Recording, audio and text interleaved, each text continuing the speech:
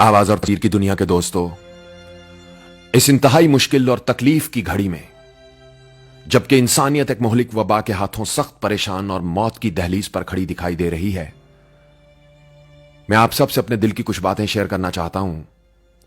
लेकिन सबसे पहले मौजूदा सूरत हाल पर दुनिया के बड़ों की अक्कासी करती हुई एक चंद अल्फाज पर मुश्तमिल बहुत ही मुख्तसर कहानी सुन लीजिए। पुरानी बात है, एक बहुत बड़ी रियासत का बादशाह अपने गधे पर उल्टा सवार होकर कहीं सफर के लिए निकला। किसी ने पूछा, बादशाह सलामत, आप गधे पर उल्टे क्यों सवार हैं? तो बादशाह बोला, मैं अपने गधे पर उल्टा इसलिए बैठा हूं ताकि पीछे से आने वाले खतरात का मुकाबला करने के लिए उन पर नजर रख सकूं। इस पर वो शख्स बोला, बादशाह सलामत, अगर जान की अमान पाऊं तो एक बात पूछूं? बादशाह बोला, पूछो। तो वो शख्स बोला, बादशाह सलामत, आप गधे पर उल्टे सवार होकर पीछे से आने वाले खतरात पर तो नजर रख लेंगे, उनका मुकाबला तो कर लेंगे, मगर यह बताइए, सामने से आने वाले खतरात पर नजर कौन रखेगा? सामने से आने वाले खतरात का पता कैसे चलेगा? तो बादशाह ने समंदर को कूजे में बंद कर दिया, यह कहते हुए, सामने से आने वाले खतरात पर मेरा गधा नजर रखेगा, सामने से आने वाले खतरात का मुकाबला मेरा गधा करेगा। दोस्तों, अब इस कहानी को जरा मौजूदा हालात के तनाजुर में देखिए। बेशक इसमें सोचने समझने और गौर व फिक्र करने वालों के लिए बहुत कुछ है। जहां गधे सामने से आने वाले खतरात और चैलेंजेस का मुकाबला करते हैं, वहां किसी दुश्मन को पीछे से वार करने की भला क्या जरूरत है? वो बेफिक्र हक होकर हमेशा सामने से हमलावर होगा। दोस्तों, इस दुनिया के बड़ों ने अगर सामने से आने वाले खतरात पर नजर रखी होती तो आज इस दुनिया का सबसे बड़ा मसला जहालत और बीमारी होते। इंसानी हकूक कभी मजाक ना बनते। रंग, नस्ल, जात, बरादरी, सियासत, मजहब और फिरके के नाम पर इंसानियत का कत्ल दस्तूर की तरह राइज ना होता। अगर सामने से आने वाले खतरात पर नजर रखी होती तो सालाना लाखों लोग पीने के साफ पानी की अदम दस्तयाबी और नाकस खुराक के बायस ना मरते। सिर्फ पैसे के लिए जंगलात और दरख्तों को तहस नहस ना किया जाता। गंदगी और गलाजत दरियाओं और समंदरों में ना फेंकी जाती। दहशत और वहशत फैलाने वाले नजरियात का प्रचार ना होता। मासूम बच्चों के जहनों में एक दूसरे के लिए नफरत ना भरी जाती। सिर्फ अफ्रीका में सालाना मलेरिया से मरने वाले बच्चों की तादाद 1 मिलियन ना होती। सारी दुनिया का मीडिया नफरत, दुश्मनी और सनसनीखेज खबरों का प्रचार करने की बजाय इंसान दोस्ती, मोहब्बत और फनून अदब का प्रचार करता नजर आता। आवाज और तस्वीर की दुनिया के दोस्तों, मेरी नजर में तरक्की यह नहीं कि आपने अरबों खरबों डॉलर खर्च करके ऐसे मोहलिक हथियार बना लिए हैं जो इस पूरी दुनिया को कई बार खत्म करने की सलाहियत रखते हैं, बल्कि तरक्की यह है कि आपने गुर्बत, जहालत, इंतहा पसंदी और बीमारियों से लड़ने के लिए और इनके खात्मे के लिए क्या अमली इकदामात कर रखे हैं।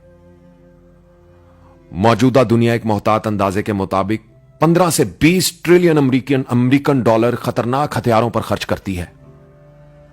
क्या ही अच्छा होता अगर यह रकम गुर्बत, भूख, जहालत और बीमारियों से बचने पर खर्च होती। बढ़ते हुए असलहा के ढेर का आलम यह हो गया है कि दुनिया के हर आदमी को दर्जनों मर्तबा मारा जा सकता है। दुनिया भर में 40% खुफिया फंड्स असलहा बनाने के मंसूबों के लिए मखसूस हैं। अगर सामने से आने वाले खतरात पर नजर होती तो ये फंड्स ज़राअत, मेडिकल, सेहत और दीगर फनून पर लगाए जाते। अक़वाम मुत्तहिदा, वर्ल्ड बैंक, IMF और यूनेस्को जंगों, फौजों और सिक्योरिटी अदारों की बजाय तालीम, अदब और अमन व सलामती के मंसूबों की सरपरस्ती कर रहे होते। मगर अफसोस, हुक्मरान पीछे के खतरात और गधे आगे के खतरात से लड़ने में मसरूफ दिखाई देते हैं। अब बात करते हैं कुछ अपनी। दोस्तों, हमारा अलमिया यह है कि मुसीबत और बीमारी अगर दूसरों पर आ जाए तो अजाब, और अगर खुद पर आ जाए तो आजमाइश और इम्तहान। वारे हजरत इंसान, तेरी मुनाफकत। 50 रुपए का हैंड सैनिटाइजर 500 में फरोख्त करने वाला दुकानदार शायद यह नहीं जानता कि वो खुद एक बहुत बड़ी बीमारी बन चुका है। करप्शन, चोर बाजारी और लूटमार के पैसे से गंगा नहाकर खुद को पवित्र समझने वाला पारसा यह नहीं जानता कि वो खुद एक बहुत बड़ी गलाजत बन चुका है। खाने पीने की चीजों को स्टॉक करके दुगना मुनाफा कमाने वाला यह नहीं जानता कि वो खुद किसी वबा से कम नहीं है।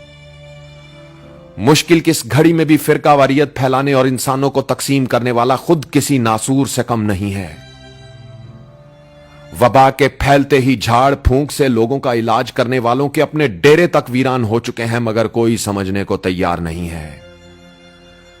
एहतियाती तदाबीर को पसे पुश डालकर बड़े बड़े इज्तिमात करने वाले बीमारी को और भी बढ़ावा दे रहे हैं, मगर कोई सोचने को तैयार नहीं है।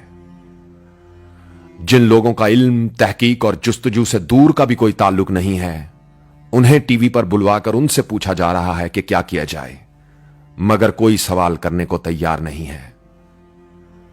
क्या खूब कहा है किसी ने, लोगों को यह समझाना कि उन्हें बेवकूफ बनाया जा रहा है दुनिया का सबसे मुश्किल काम है। अपनी नामवरी, शोहरत और जयजयकार के लिए बादशाहों के दरबार पर सलामियां पेश करने वालों को कुदरत का निजाम रद्द कर चुका है, मगर कोई आंखें खोलने को तैयार नहीं है।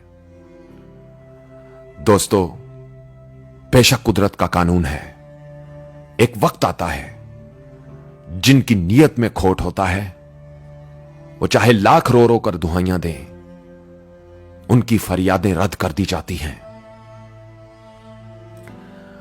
आवाज और तस्वीर की दुनिया के दोस्तों, मौजूदा हालात के तनाजुर में अगर मेरी बातें आपके दिल पर दस्तक दे रही हैं तो वीडियो को शेयर करके इसे दुनिया के हर उस बड़े तक पहुंचाना अब आपकी जिम्मेदारी है जो कुछ करने की भी सलाहियत रखता है। याद रहे, इस वबा का खतरा तो जल्द ही टल जाएगा, मगर जहालत और गुमराही का खतरा खत्म करने के लिए हम सबको अमली इकदामात करने होंगे। यह बीमारी इतने लोगों को नुकसान नहीं देगी जितना जहालत और गुमराही के हाथों होता चला जा रहा है। इसके साथ ही उज़ैर रशीद को इजाजत दीजिए।